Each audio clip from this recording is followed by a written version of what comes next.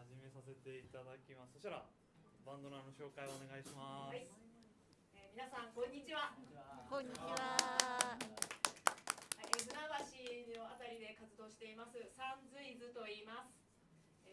古き良き日本のロックを歌っております。1曲目は、私がこのホットラインを知るきっかけになった名曲からいきます。